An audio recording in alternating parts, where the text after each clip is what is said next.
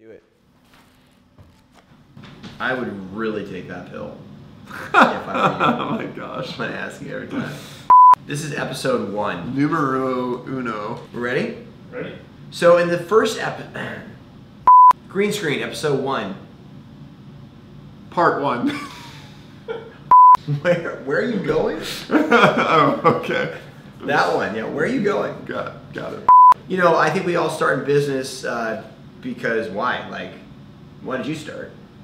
I think, you know, originally when you start a business, a lot of times it's because you don't want to work for someone else anymore, or you're trying to figure out a way to make more money or do something better for your family.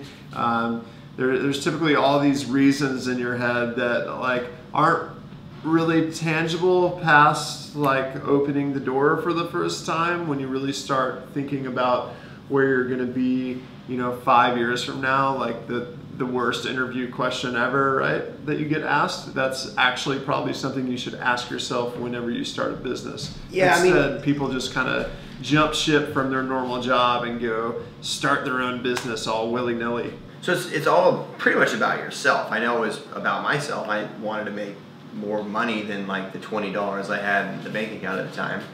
But the first thing that you experience is your first sale. It's no longer about you. It's something bigger, because now you have a customer, or then you hire somebody, you have people that are going with you. So where you're going in business, your vision, where you're headed, is really the first step. I mean, how do you go somewhere if you have no idea where, you know? And so how do you take, especially since most businesses don't have a vision, did you have a grand vision of like what Printed Threads would be when you started?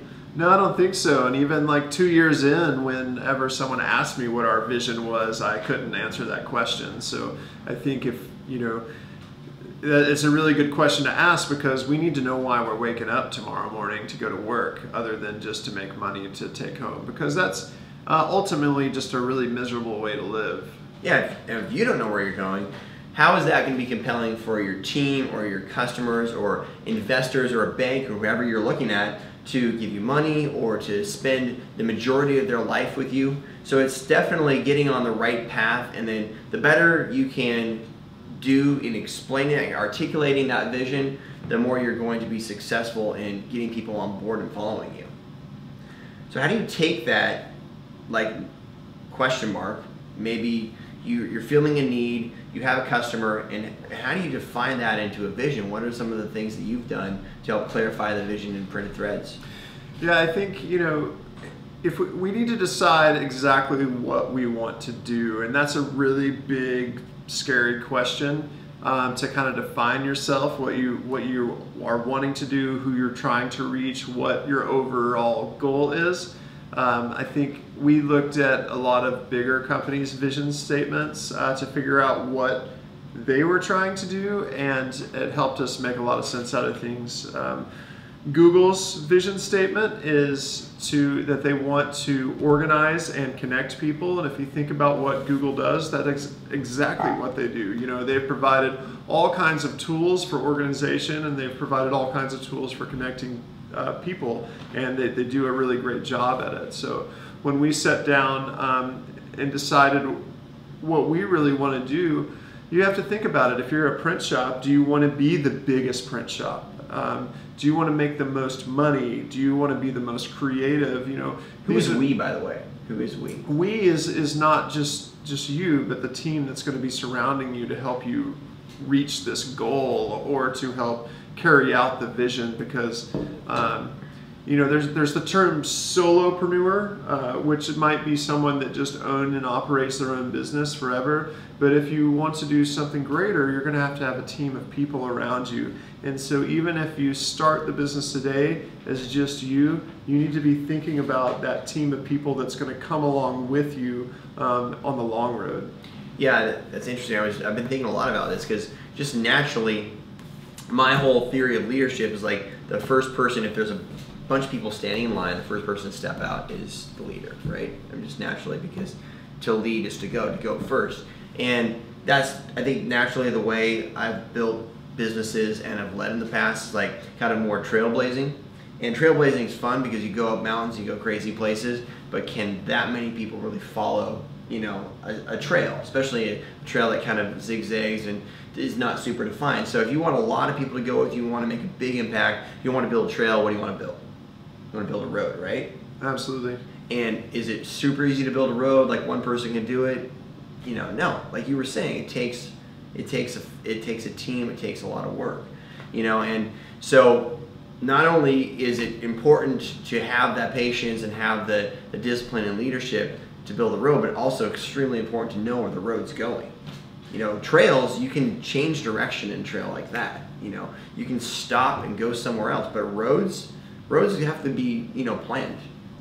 I think one thing that was really good for me when I started the business, I started it with my wife, who, if you have a spouse, that you have to convince them of your crazy ideas, and so having that sounding board and someone to reflect your ideas off of, so that they can tell you where the holes are, that was really helpful too. So I had already started developing maybe the idea of where we were going to go as a company without realizing that was our vision. And then later, working with other business owners, was able to come to a conclusive vision for our company. I think it's one of the things that I still struggle with is like that vision statement. If you look at Ryonet or even Allmade, there's a lot of vision in both of the companies, but there's not that one statement. I heard the story recently about Mark Twain, and this reporter asked him to write an article, and he said, can you write me a 2-page article in 2 days? And Mark Twain said, telegraph back, no can do. I can write 20-page article in 2 days. If you want me to write 2 pages, 20 days. Because it takes so much more time and concentration to get something big down to one sentence, And so I think it's something that you should always be thinking about, and you're not going to have the clarity until you have the experience, and sometimes that changes. But talk about it at least, have it all make sense so people know where it's going. But even still, it's something that I think, as a relatively young company, we don't have that one thing. We haven't written that one page yet. Yeah, as a young company, or you could be 60 years old and start a brand new company, and it probably feels like being a baby again, because you have to learn all of these things, and you have to develop vision, you have to develop all these things that you sit almost like sensory things. We were talking over lunch about what it was like when we moved out of the house. When you're a kid, all you can think about is independence, like getting out of the house, like the freedom, right? And I think whenever a lot of people start a business, that's what they're thinking about too. You start your own business, you no longer have a boss. You don't have to, be at work at a certain time. You don't have to do all the things that the boss mandates you to. You don't work for the man anymore.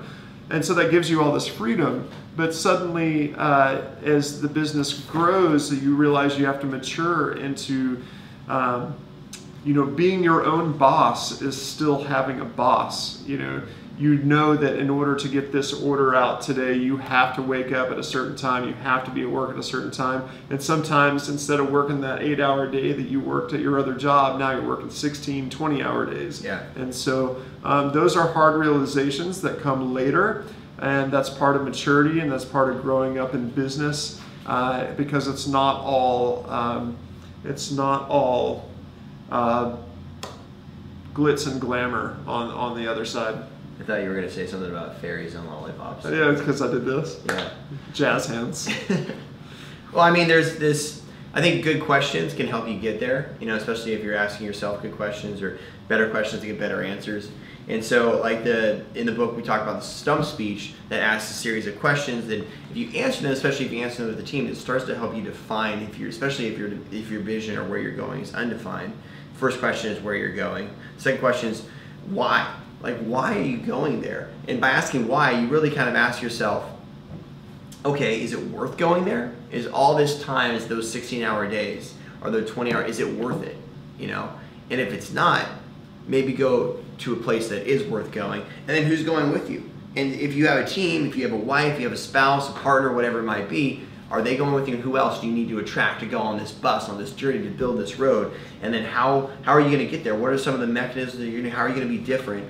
And then, like, I think this is the important part. And the stump speech wasn't my idea. It talks about the author in the book called Fierce Conversations. I learned the stump speech from, but it didn't have this last one. I think the last one is important to me, and that's like, what are you going to do when you get there? What's the dream? What's the end destination going to be like? Is it going to be a crazy party? Are you going to be sitting, drinking margaritas on the beach in Mexico? Are you going to, what? No. I think as a 30, I think I was like 32 or something, sitting in a room with a bunch of older businessmen, and they asked me, what is your exit strategy?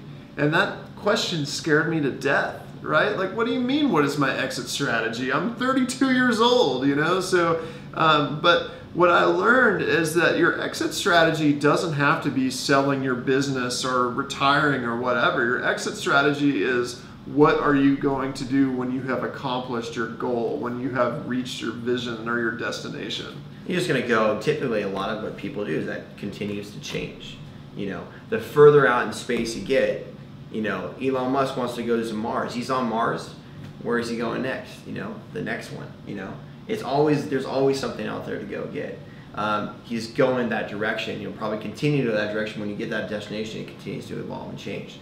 So it's a great way to think about like how you're going to identify your vision, share your vision with your team, probably the most important, your team, but also your customers, your influencers in your companies. And the point is to do it. And the point is to get down and answer those questions, start defining it, putting it on your website, talking about it in your meetings and whatnot. So check out vision statements of companies that you respect. You can Google a lot of companies that are big have their vision statements posted online. So take a look at those. It'll give you ideas for putting together your own vision statement, and team up with people that you respect.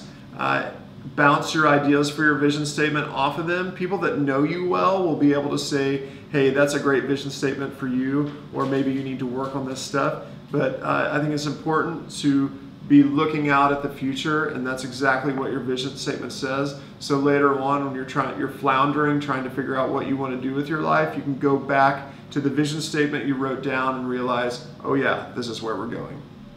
Love it. Next two values, probably next time. What you believe and why. Thanks. Thank you.